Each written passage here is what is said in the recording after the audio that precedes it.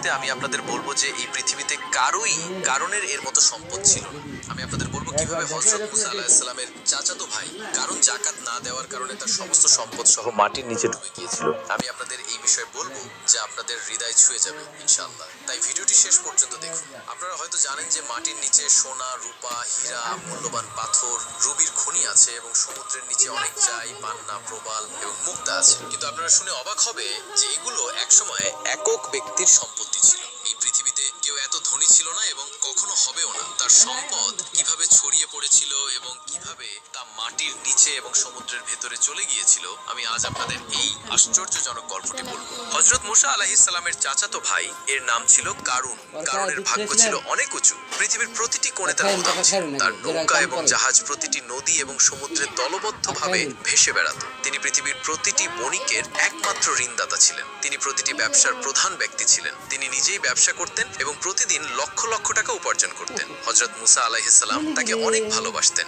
তিনি তাকে ভালোবাসার সাথে কাদা থেকে সোনা তৈরির দক্ষতা শিখিয়েছিলেন। সর্বত্র এত টাকা আসতো যে তা গণনার বাইরে। টাকার বিনিময়ে তিনি হীরা, মূল্যবান পাথর, মুক্তা, রত্ন, চুন, পান্না, জুঁই সংগ্রহ করতেন এবং লক্ষ লক্ষ সিন্দুক ভরে দিতেন। তিনি সেই সিন্দুকের চাবিগুলো একটি শক্ত সিন্দুকের মধ্যে রাখতেন আর সেই সিন্দুকের চাবিটা তিনি কোমরে দড়ি দিয়ে বেঁধে ঝুলিয়ে রাখতেন। দিন হোক বা রাত তাকে খুব কমই বাইরে দেখা যেত না। তিনি প্রতিদিন চাবি হাতে নিয়ে গুদামে ঘুরে বেড়াতেন। আপনি হয়তো ভাবছেন যে তিনি নিশ্চয়ই এত টাকা এবং সম্পদের প্রতি খুব বেশি আগ্রহী ছিলেন। তিনি নিশ্চয়ই অনেক খরচ করেছেন, কিন্তু না, তার কোনো শখ বা আরামদায়ক জীবন ছিল না। তার ছিল না একটি ছেঁড়া পুরানো নোংরা পাজামা, উপরে একটি কুর্তা এবং পায়ে একজোড়া জীর্ণ চপ্পল। তিনি মাটিতে ছেঁড়া পুরনো মাদুরের উপর শুয়ে রাত কাটাতেন। দিনের খাবার ছিল কয়েকটি শুকনো রুটি, কিছু খেজুর এবং কিছু জল। কথিত আছে যে কয়েকদিন পর তিনি এটিও খাওয়া বন্ধ করে দিয়েছিলেন। তিনি একটি শুকনো রুটি জলে ডুবিয়ে সেই জল পান করতেন এবং রুটিটি শুকনো রাখতেন। তার আত্মীয় স্বজন এবং বন্ধুরা বলতো, এত সম্পদ থাকা সত্ত্বেও কেন আপনি এত সমস্যার সম্মুখীন হন? আপনি কি অন্তত এক জোড়া জুতা বা একটি সুন্দর পোশাক কিনতে পারেন? কারুন হেসে বলল, বাহ, তোমরা তো দারুণ উপদেশ দিচ্ছ। আমি কি সমুদ্র থেকে টাকা এনেছি যে তোমরা আমাকে ধনী বলে মজা করছো? এবার ভাবো, যদি আমি এই সামান্য টাকা খরচ করি তাহলে বৃদ্ধ বয়সে ক্ষুধার্ত অবস্থায় আমার বাচ্চাদের খাওয়াবে কে? বলো তো, তোমরা আমাকে রাস্তায় ভিক্ষুক বানাবে। তোমরা খুব চালাক হচ্ছ, আমি দেখছি। কারুনের এই কথা শুনে লোকেরা অবাক হয়ে সেখান থেকে চলে যেত। একদিন হযরত মুসা আলাইহিস সালাম কারুনের বাড়িতে পৌঁছে বললেন, কারুন, আল্লাহ তোমাকে এত সম্পদ দিয়েছেন, এর সামান্য অংশ গরিব মিসকিনদের দান করা উচিত। শরীয়তে নিয়ম আছে যে প্রতি 100 টাকার উপর 2.5 টাকা যাকাত দিতে হবে। আমি আশা করি তুমি অবশ্যই 100 টাকার মধ্যে কমপক্ষে 1 টাকা যাকাত হিসেবে দেবে। কারণ কিছুক্ষণ মুসার দিকে তাকিয়ে রইল এবং তারপর বলল, যাকাত কি? হযরত মুসা আলাইহিস সালাম বিনয়ের সাথে উত্তর দিলেন, প্রতি 100 টাকার মধ্যে 1 টাকা গরিবদের দান করো, এটাকে যাকাত বলা হয়। যদি অন্য কেউ এই কথা বলতো তাহলে কারণ অস্বীকার করত, কিন্তু হযরত মুসা আলাইহিস সালাম ছিলেন তার বড় ভাইয়ের মতো। তিনি কখনো তার অনুরোধ উপেক্ষা করেননি। এজন্যই তিনি মাথা নিচু করে কিছুক্ষণ চুপ করে রইলেন। তারপর তিনি মৃদুস্বরে বললেন, তুমি দেখতেই পাচ্ছ আমি খুবই দরিদ্র, আমার টাকার প্রয়োজন। যাকাত দেওয়ার মতো পর্যাপ্ত টাকা আমার কাছে কোথায়? কারুনের কাছ থেকে এই কথা শুনে হযরত মুসা আলাইহিস সালাম বললেন, যার এত সম্পদ আছে সে যদি দরিদ্র হয় তাহলে কাকে ধনী বলা হবে? কারুন উত্তর দিলেন, এত কষ্ট করে ক্ষুধার্ত তৃষ্ণার্ত থেকে আমি এই সামান্য টাকা সঞ্চয় করেছি। যদি আমি এখন দান করি তাহলে বৃদ্ধ বয়সে আমি কি খাবো? ভিক্ষা করা ছাড়া আমার আর কোনো উপায় থাকবে না। ভাই, আমাকে ক্ষমা করুন, আমি যাকাত দিতে পারবো না। হযরত মুসা আলাইহিস সালাম খুব দুঃখিত হলেন। তিনি বললেন, আল্লাহ তোমাকে এত কিছু দিয়েছেন যে তুমি সারা জীবন দান করলেও তোমার সম্পদ কখনো শেষ হবে না।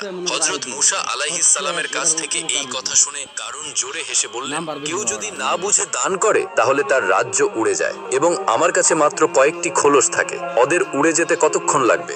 হযরত মুসা আলাইহিস সালাম বললেন, তুমি কি গরিব না ধনী? আমি তর্ক করতে আসিনি, আমি শুধু আমার কর্তব্য পালন করছি। যাকাত দেওয়া তোমার কর্তব্য, তাই আমি জিজ্ঞাসা করছি, তুমি কি যাকাত দেবে? অসহায়ভাবে কারণ বচসা শুরু করলেন। ঠিক আছে, আমি আজ ভাববো, আগামীকাল উত্তর দেব। কারণের হৃদয়ে কোনো শান্তি ছিল না। সারাদিন সে ক্ষুধার্ত, তৃষ্ণার্থ এবং উদ্বেগে ডুবে রইল। ভাবতে থাকলো মুসাকে কি উত্তর দেব। অনেক চিন্তা করার পরেও সে কোনো সিদ্ধান্ত নিতে পারল না। সন্ধ্যা হয়ে গেল, অন্ধকার ঘিরে ফেলল। কারণ একটি বাতি জ্বালিয়ে হিসাব করতে বসল। 100-এর উপর 1 টাকা, 1000-এর উপর 10 টাকা, 1 লাখের উপর 10 টাকা। এখন তার মন ঘুরতে শুরু করল। সে আবার হিসাব করতে শুরু করল। যদি 1,00,000-এর উপর 1,000 থাকে তাহলে 1 কোটির উপর 1 লাখ। কারণ হঠাৎ পাগলের মতো চিৎকার করে উঠল, মুসা, তোমার কথা শোনার চেয়ে আমার বুকে ছুরিকাঘাত করা ভালো। আমাকে 1 কোটি টাকার উপর 1 লক্ষ জাকাত দিতে হবে। কেন? গরিবরা কি তাদের উপার্জন আমার কাছে জমা রেখেছে যে আমি সেগুলো দান করব? আমি দেব না, আমি 1 পয়সাও দেব না। কারণ চুপচাপ বালিশে মুখ লুকিয়ে শুয়ে রইল আর মনে মনে সে হযরত মুসাকে অভিশাপ দিতে লাগলো। সেই রাতে কারুন ঘুমাতে পারল না। হঠাৎ তার চোখ প্রদীপের শিখার উপর পড়ল। সমস্ত তেল পুড়ে গেল, তবুও একটি পয়সাও আয় হলো না। সে প্রদীপ নিভিয়ে দিল। সে অন্ধকারে দেয়ালে পিঠ ঠেকিয়ে বসে রইল এবং সারা রাত আকাশ ও পাতালের কথা ভাবতে লাগলো। পরের দিন সকালে সূর্য ওঠার সাথে সাথে হযরত মুসা আলাইহিস সালাম কারণের বাড়িতে পৌঁছে জিজ্ঞাসা করলেন, কারণ তুমি কি কিছু ঠিক করেছো? কারণ অবাক হয়ে আকাশ থেকে পড়ে গেলেন। তিনি জিজ্ঞাসা করলেন, তুমি ঠিক করার কথা কি বলছো? ওহ, আমি জাকাত ব্যাপারটা একেবারেই ভুলে গিয়েছিলাম। ঠিক আছে, আজ যাও, আমি অবশ্যই কাল তোমার প্রশ্নের উত্তর দেব। মুসা আলাইহিস সালাম সেখান থেকে চলে গেলেন। কিন্তু পরের দিন এলো, একই অজুহাত, একই গড়িমসি। প্রতিদিন এভাবেই চলতে থাকে। কারণ মিথ্যা, চালাকি আর অহংকার করে তার দিনগুলো কাটিয়েছে। একদিন মুসা আলাইহিস সালাম রেগে বললেন, তোমার কি লজ্জা নেই? তুমি প্রতিদিন অজুহাত দাও। আমি এখন স্পষ্ট উত্তর চাই, তুমি জাকাত দেবে কি দেবে না? কারণ রাগে গর্জে উঠলো, তুমি কি মনে করো আমি কিছুই বুঝতে পারছি না? ক্ষুধার্থ, তৃষ্ণার্থ থেকে কত পরিশ্রম করে আমি এই সম্পদ অর্জন করেছি, তোমার চোখ জ্বলছে? তুমি এখানে এসে বারবার আমাকে হয়রানি করছো। টাকা পেলেই তুমি তা লুট করবে। আমি এত বোকা নই, এটা কখনোই হবে না। আমি 1 পয়সাও দান করব না। তুমি যা করতে যাও তাই করো। কারণের কথা শুনে মুসা আলাইহিস সালাম অবাক হয়ে গেলেন, কিন্তু হতাশ হলেন না। সে আরো অনেক দিন ধরে কারণকে বোঝানোর চেষ্টা করলো, তাকে আল্লাহর শাস্তির হুমকি দিল, জাহান্নামের কষ্ট এবং বেহেশতের নিয়ামত সম্পর্কে বলল। কিন্তু কারণ একই জায়গায় রইল, তার হৃদয় গলে গেল না, পরিবর্তনও হলো না। এখন মুসা আলাইহিস সালাম অসহায় হয়ে পড়লেন। তিনি হাত তুলে প্রার্থনা করলেন, হে আমার রব, আমি কারণকে সৎকর্মের দিকে আনার জন্য, তাকে দান করার জন্য অনুরোধ করার জন্য যথাসাধ্য চেষ্টা করেছিলাম, কিন্তু সে রাজি হয়নি। এখন তুমি বলো আমার কি করা উচিত? তারপর জিবরিল আলাইহিস সালাম আল্লাহর পক্ষ থেকে একটি বার্তা নিয়ে এলেন। তিনি বললেন, মুসা, বনি ইসরায়েলকে মিশর ছেড়ে চলে যেতে বলো। মুসা আলাইহিস সালাম আল্লাহর এই আদেশ মেনে নিলেন। তারপর জিবরিল বললেন, এখন থেকে পৃথিবী তোমার অধীনে থাকবে, তুমি এর মাধ্যমে যা ইচ্ছা করতে পারো। কয়েকদিন পর মুসা আলাইহিস সালাম আবার কারণের কাছে এসে বললেন, কারণ সৎকর্মের জন্য দান করো, আল্লাহর পথে জাকাত দাও, অন্যথায় তুমি মহা পাপ করবে। কারণ ঠাট্টা করে উত্তর দিল, ভাই মুসা, আমি অনেক দিন ধরে তোমার কথা শুনছি, যদি নতুন কিছু থাকে তাহলে আমাকে বলো। এই বলে সে চলে যাওয়ার জন্য মুখ ফিরিয়ে নিল। মুসা আলাইহিস সালাম তাকে ধমক দিয়ে বলল, এখনই সাবধান থেকো। কারণ বলল, আমি ইতিমধ্যেই সাবধান। আর এই কথাগুলো মুখ থেকে বের হওয়ার সাথে সাথেই সে কোমর পর্যন্ত মাটিতে লুটিয়ে পড়ল। বিস্ময় আর ভয়ে তার মুখ ফ্যাকাশে হয়ে গেল। সে বলল, বাহ, তুমি কি আশ্চর্য জাদু শিখেছো? তুমি কি টাকা তোলার জন্য এই কৌশলটি খেলছো? তুমি কি আমাকে বাচ্চা মনে করো? এবার সে তার ঘাড় পর্যন্ত মাটিতে লুটিয়ে পড়ল। তারপর সে চিৎকার করে উঠল, মুসা, তুমি কি আমাকে হত্যা করতে চাও?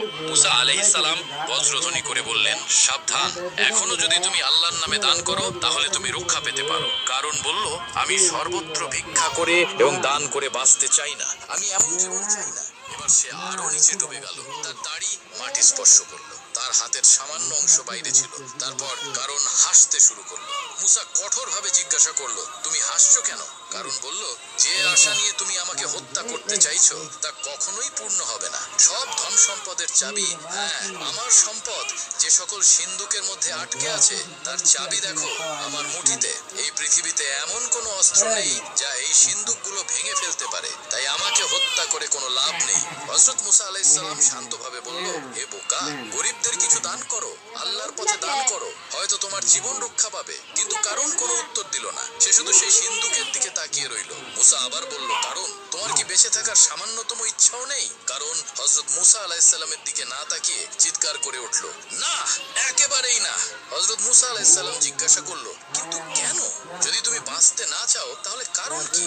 কারণ বলল, তুমি কি জানতে চাও কেন? কারণ আমি যদি বেঁচে থাকি তাহলে তোমরা আমাকে ধনী বলে পাগল করে দেবে। তারপর দানের নামে, যাকাতের নামে তোমরা আমার সমস্ত ধন সম্পদ লুট করে আমাকে রাস্তায় ফেলে দেবে।